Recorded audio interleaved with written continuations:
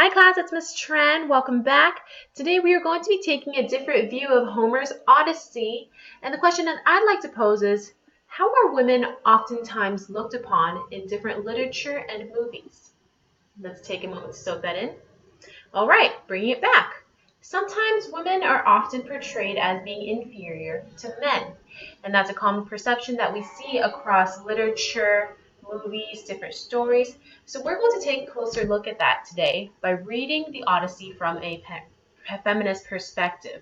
So taking a look at that, we know that the Odyssey itself is narrated from a patriarchal perspective, meaning that Odysseus takes the role in telling his story in the form of flashbacks from his perspective of male superiority. So a little tidbit of history here. Women in ancient Greece were provided with fewer rights in comparison to males. However, in different states, such as Sparta, interestingly, they had more rights in comparison to men. But it's not safe to assume that women were inferior to men or weaker than men. Homer himself presents the spectrum of femininity in his epic. And I know that sounds a little bit jumbled right now, it's a little confusing. I'm going to unpack that for you. And what I mean by that is this. So the spectrum that we see in the Odyssey is this whole array of different archetypes of women that are presented.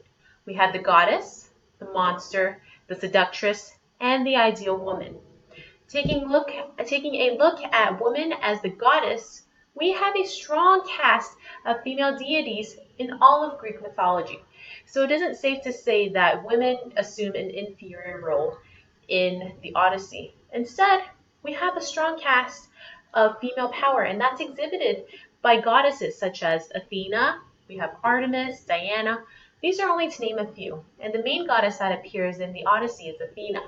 She represents power and intellect along in Odysseus' journey. She's known as the goddess of war, and it's not just war, but strategy, so wisdom and power.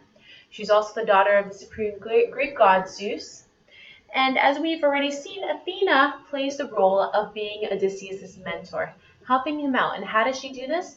She goes up to the Greek Council of Gods, and she's the one who advocates for Odysseus' journey and giving him help, helping him along the way.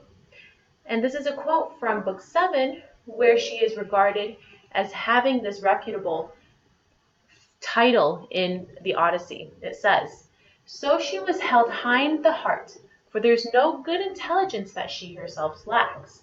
She dissolves quarrels, even among men, when she favors them." So it shows here in this quote that she actually has the upper hand.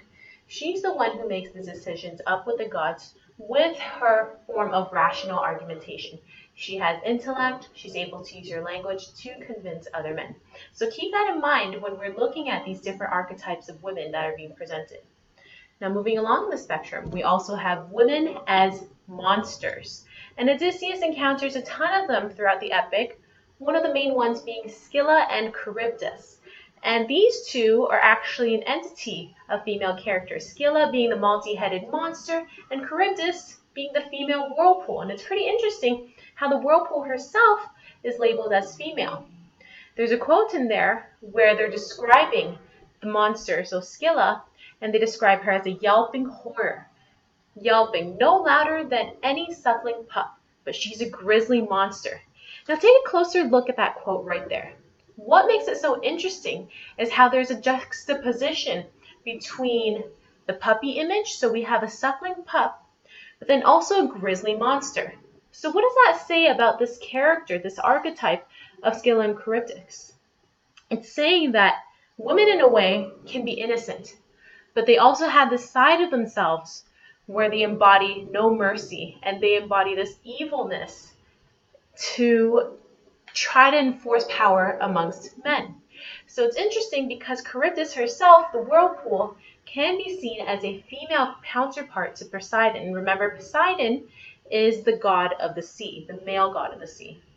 Okay? Moving on, we also have woman as the seductress. Now this is very cool because the seductress figures tend to take the bulk of Odysseus' journey in trying to tempt him. Now these are also known as femme fatale figures. Femme fatale figures are those who try to seduce men, and when men fall for these types of women, they are the ones who become involved and are eventually eventually stopped by their danger. So we have different seductresses, including Calypso, Circe, the lotus eaters, and the sirens, and these are the ones that we've read about already. Calypso, we recall, was the nymph who detained Odysseus for 7 years, and she enchants him by having him stay longer, but then in his heart, he says, no, I have to journey home back to my wife Penelope, because she is the woman that I want to go home to. Circe was a monster who drugged Odysseus and transformed his men into pigs. The lotus eaters, as we recall, were the ones who served lotus flowers to the men to intoxicate them and have them forget about even journeying home. And the sirens was when Odysseus was tied to the mast of the ship, as we see in the image here, and was lured by their singing. So these are all examples of temptation. So women being presented as different femme fatale figures, trying to seduce men. And then, of course, we have beautiful Penelope. So Penelope is represented as the ideal woman. Now, under law for Greek society, married women were expected to be faithful for their husbands. And in this case, as we're going to read later on this week, Penelope is faithful to her husband.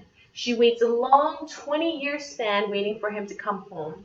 And despite all the suitors who try to get her, such as Antinous, who physically and verbally abuses Odysseus, she remains loyal to him. And she does this by weaving.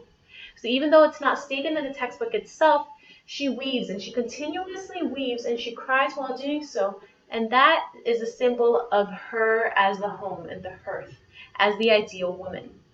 So then she states to her handmaiden, she says, "But come, handmaidens, give him a wash and spread a couch for him here, with bedding and coverlets, with shining blankets, so that he can keep warm."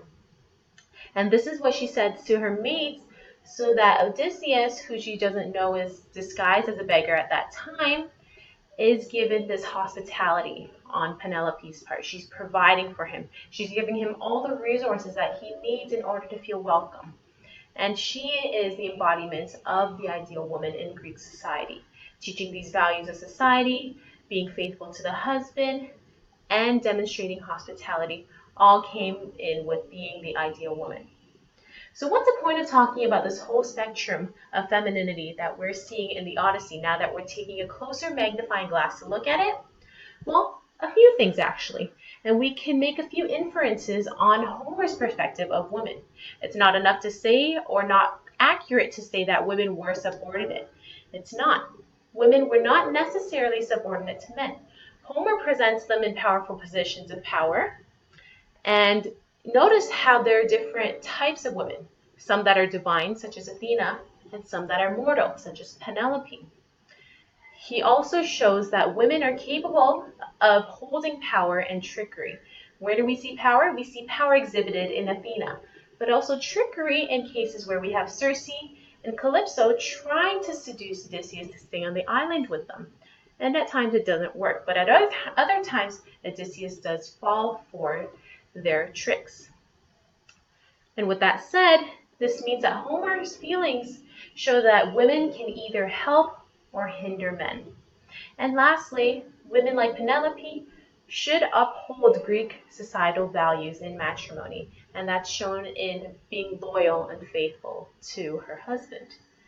All right, so that ends today's lecture, and we are going to work with these further and in more detail later on this week.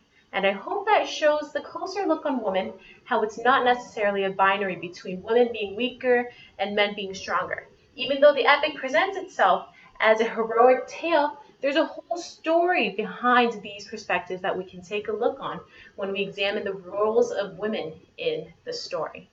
I hope that was helpful. Thank you for listening, and we'll see each other soon. Thank you.